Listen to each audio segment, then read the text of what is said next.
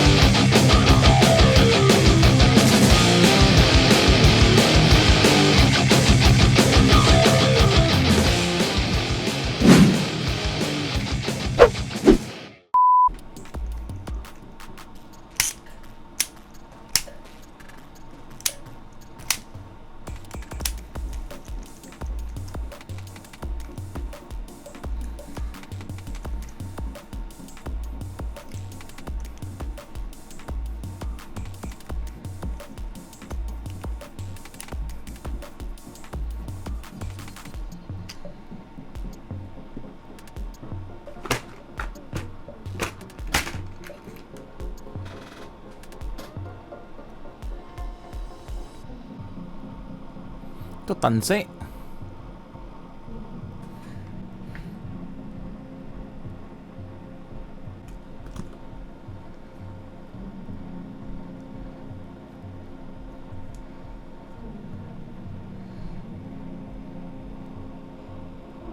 Usually mga ganitong reel makikita mo sa HMR. Pansin ko lang, ayun, kita mo yung yan, tami nasa loob. Yan yung pinion gear. So, dapat, pag pinipihit mo to, pumipihit din yan. So, yan, no? So, ito mo, kada pihit ko, hindi siya kumakagat. Ito yung mga type ng bait casting reel na umaasa siya dun sa spool para sumentro yung pinion gear. Sample.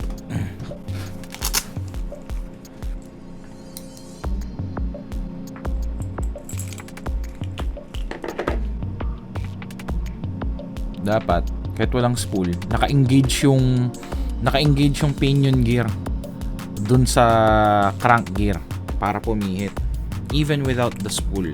So far, snappy yung clutch bar, yung clutch button.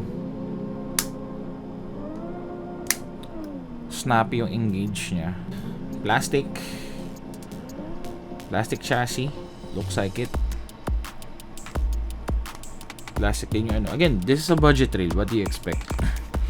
Parang don't expect too much. Again, hindi ko dinadown yung mga gumagamit ito. It's good na pumapasok ka sa baitcast.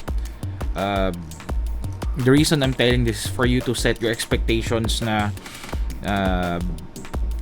yun. Ito yung mga type of baitcast na you get what you pay for. I mean, ito yung type ng baitcast na ano. It's a basic baitcast. So, ayun. Magbubukas, alisan mo muna yung nut cover. Ganito yung design ng nut cover niya. Usually sa iba parang hexagon lang. Like so. Parang hex lang. Tapos may maliit lang na retainer. Ayan, see?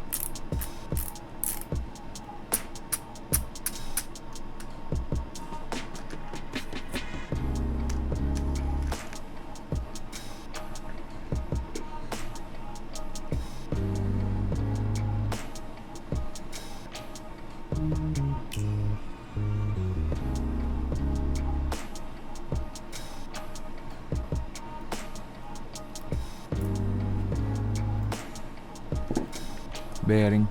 Next, tanggalin natin to. Tanggalin natin yung 4 na screws. Kung maglilinis kayo ng reel, check nyo kasi may ibang reel na may screw dito. This time wala. Yan, so 4 lang. Always use the right size of screwdriver. Yung screwdriver bit sa screw. Hindi mo kailangan puwersahin.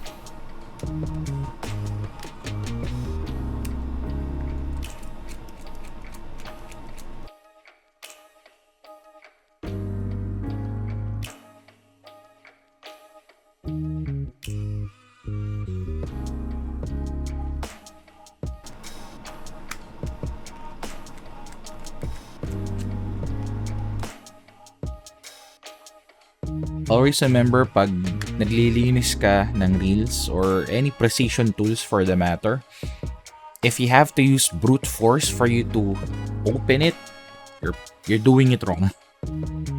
Right?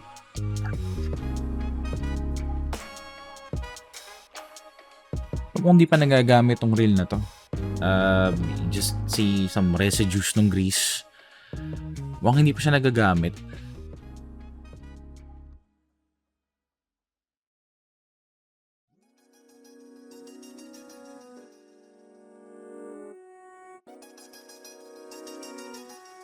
So for bearings, ang ginagamit ko panglinis ng oil is acetone.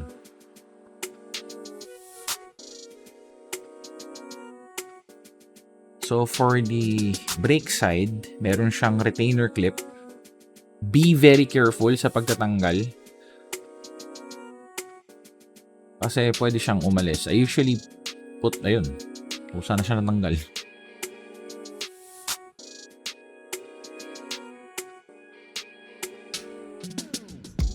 The f*** is this? Alam bearing? The f***? Mariosep. Kahit yung sa spool side, hindi rin bearing. It's just a slab of metal. Wow. Okay. Sure. Jarvis Walker. Tanggalin muna natin tong pinion springs. Pinion yoke springs. This is what you call the crankshaft. Ito yung sleeve. Ito yung crank gear. So if you remove this metal over here, you have access to the brake pads. Let's see if we can pry it open. There we go. Ito yung brake pad.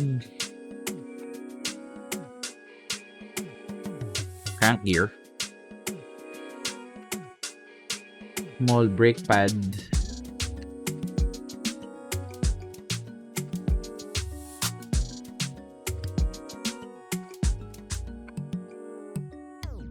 Talagang maalog siya. Just popped off. The pinion gear and the pinion yoke assembly.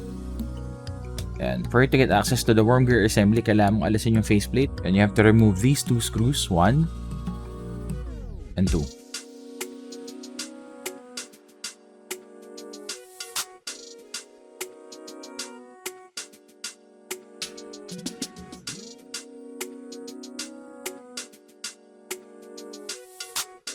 For most reels, even the branded ones, yung side screws na to, yun yung tinanggal ko. Usually malalambot, plastic faceplate. Worm gear. Tanggalin muna natin tong crankshaft assembly.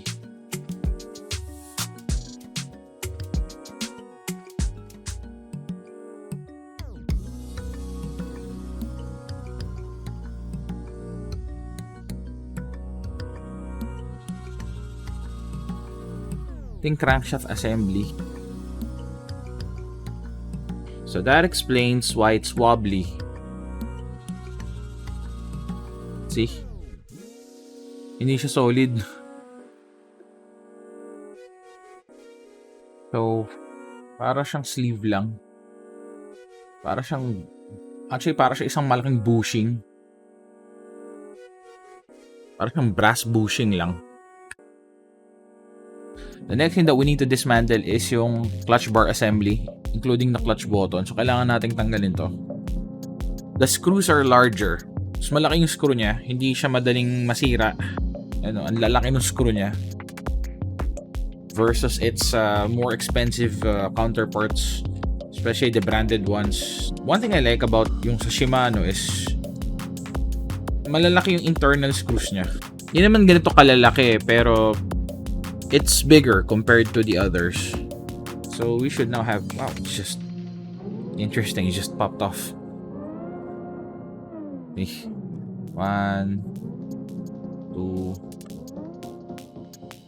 3. Lagyan na rin yan dyan. It's actually easy to dismantle. Usually dito has a screw somewhere. There we go. See that?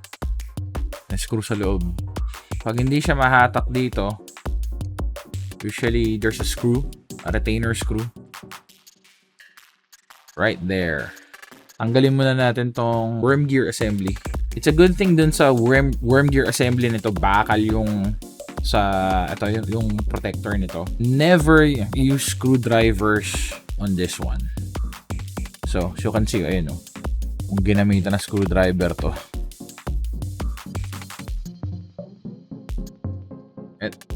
Tanggal. You should now have access to the Pawl pin. PAWL pin. Wow, this is big.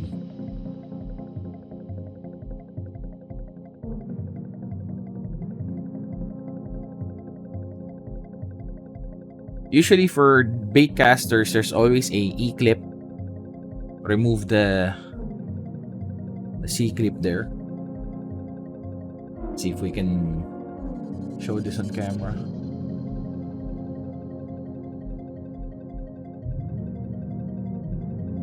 See that? Nagkakagap. When you push it in, then using the prongs, yung parang prongs na yun yung dalawa, slab it in and pull it out. There we go. Be careful pag tinatanggal mo tong C-clip. May ilampon yan.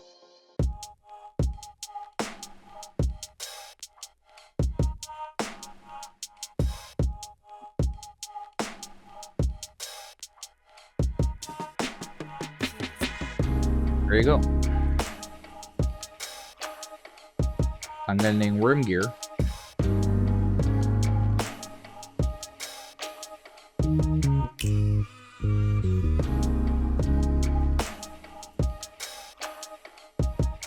So for worm gear, no bushings, no bearings whatsoever.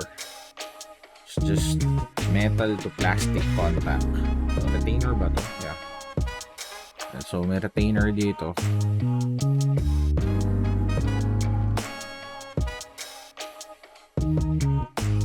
Liit lang nung worm drive, nung worm.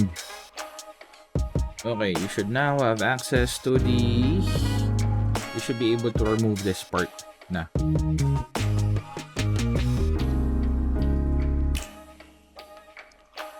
Remember the retainer kanina? Now we can have access to it.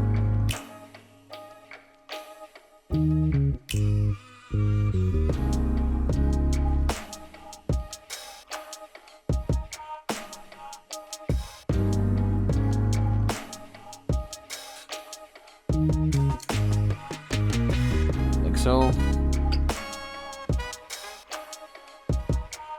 And you now have access to the clutch drive, the clutch button.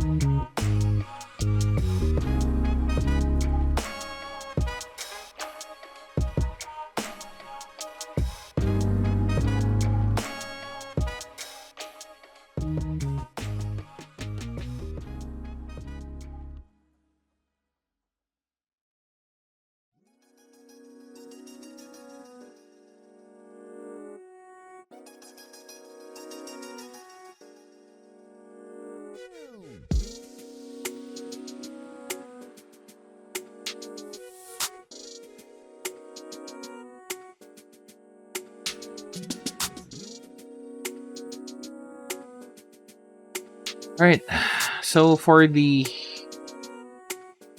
crank plate. Tanggalin natin to.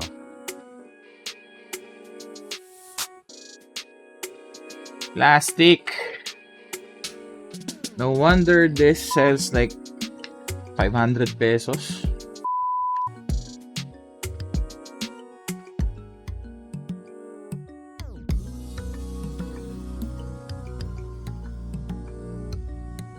Check it out.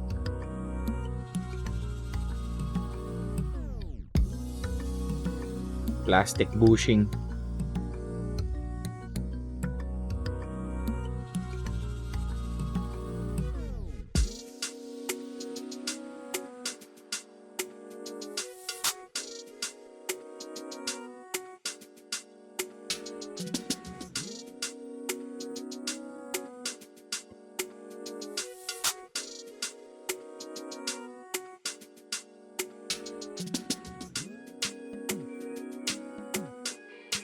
Konti pa rin.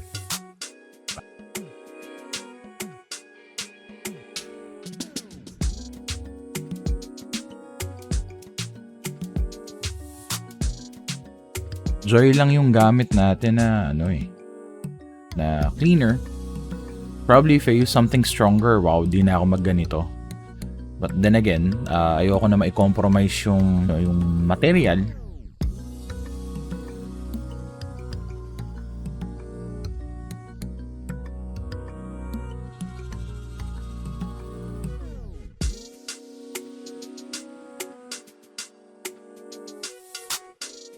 Oy, assembly.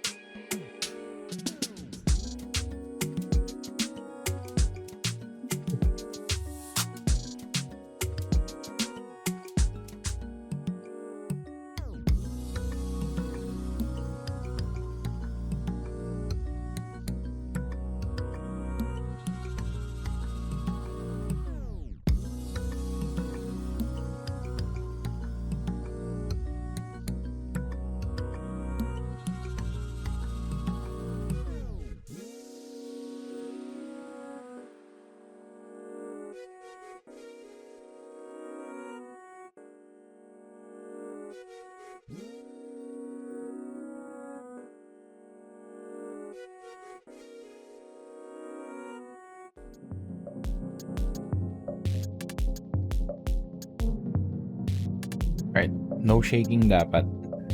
For us to insert this here and for you to put the pin, the retaining pin, this there, that hole over there.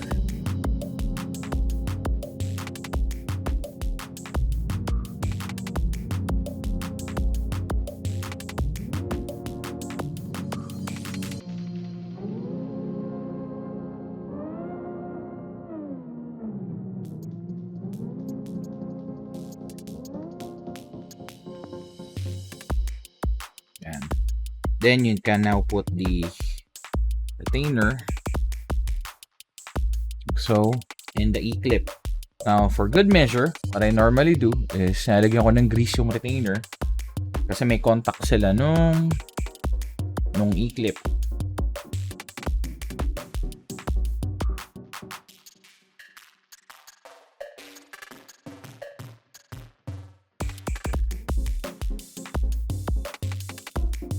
There we go.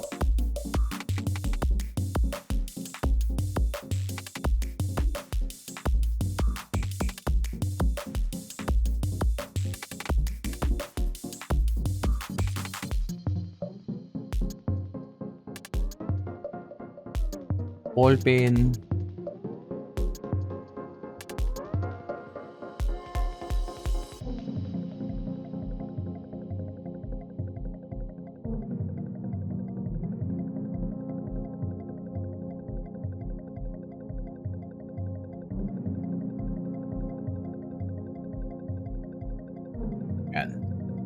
So, pag nakaganyan yung ball pin, ibig sabihin nun, if it's not flushed with the ball pin chassis, that means it's not aligned with the worm gear. So, you have to massage it a little bit.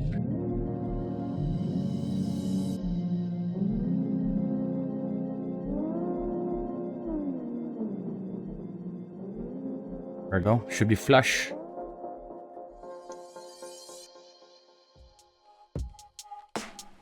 Pwede na natin lagay yung ball pin cap.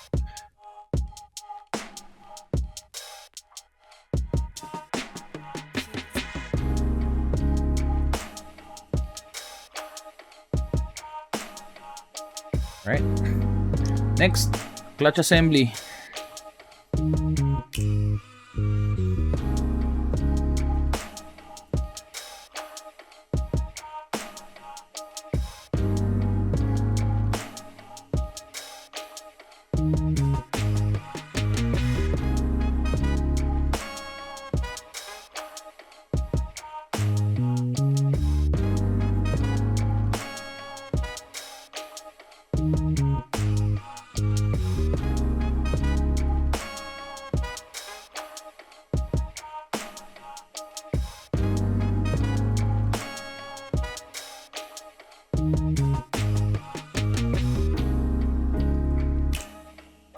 Natin ng konting grease sa points of contact.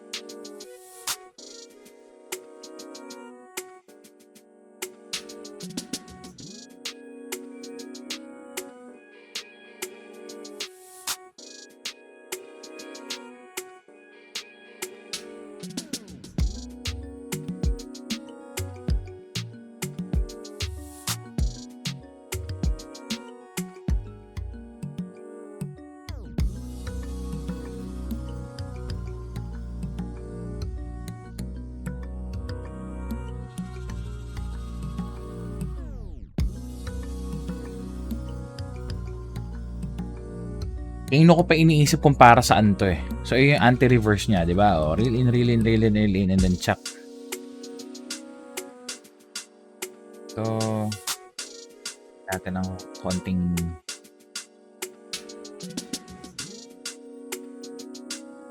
wet.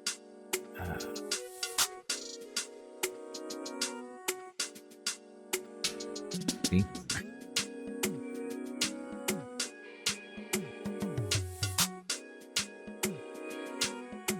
Lagyan lang natin ng grasa.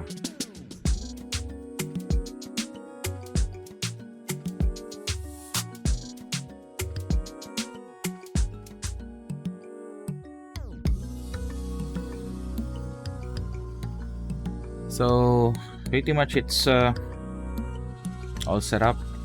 Lagyan lang natin ng grease. Let's just make sure yung anti-reverse in there. Pinion springs. Pinion yoke springs. Huwag natin kalimutan. Let's put in a dab of grease para smooth yung Tama ang ganyan yan.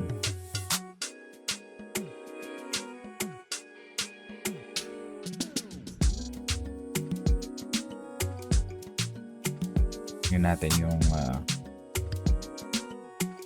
retainer clips. Again, be very careful sa paglalagay.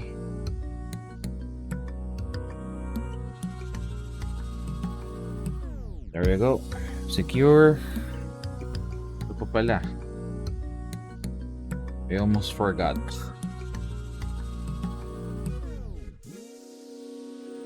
So, ilagay lang natin yung faceplate. I totally forgot about it. Sobrang na-engross ako doon sa kanyang anti-reverse. Very, it's a very interesting way to make an anti-reverse. Isa na natin.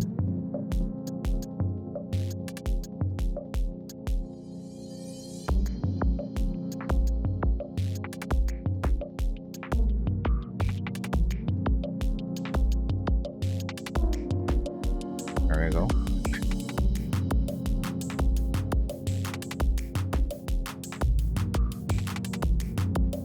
Let's do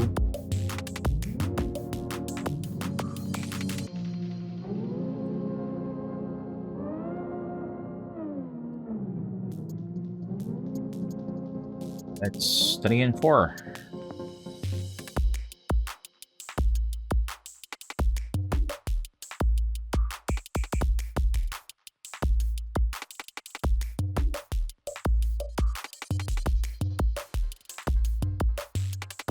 Fair enough.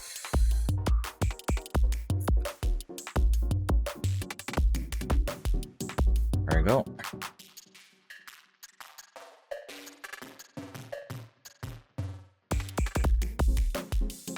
Lalagay natin yung dalawang retainer.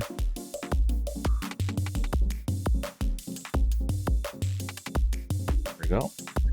For drag, I usually use grease dito para smooth and ano mo yun, technically it's metal to plastic contact, so para may lubrication naman. At the same time, hindi ganun kabilis ma-damage yung teeth, yun you know, para di masyadong ma-damage yung ipin ng drag.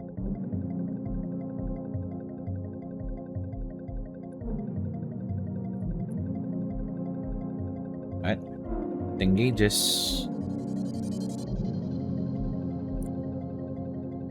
So next to crank handle.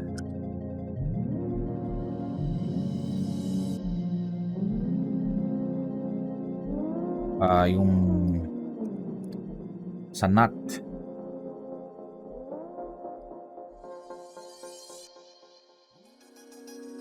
Tingin cap. Make sure na, may butas.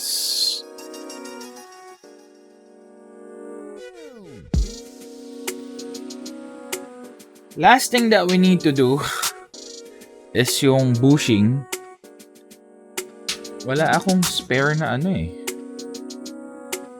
I don't have a spare na bearings, unfortunately.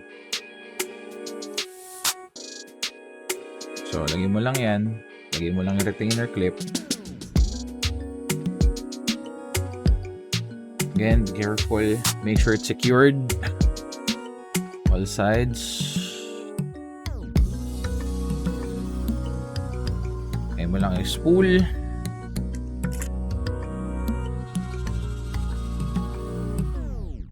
And it's now complete. Oh, Boss Jay, malinis na yung reel mo.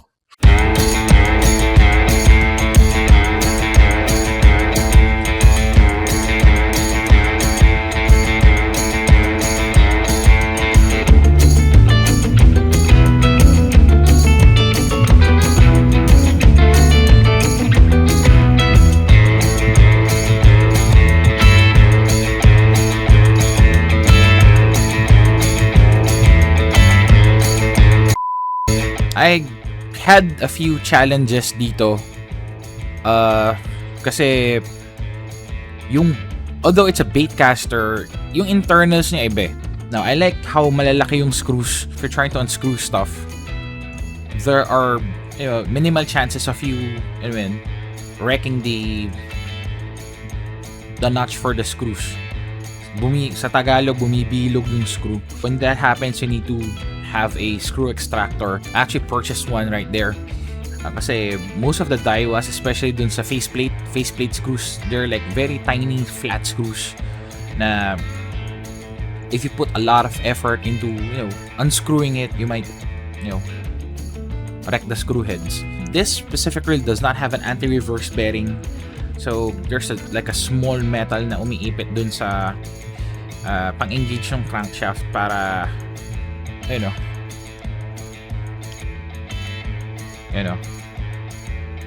once again, I'm your boy Mad Bear Angler. Peace, light lines till the next cleaning video. Stay safe, take care.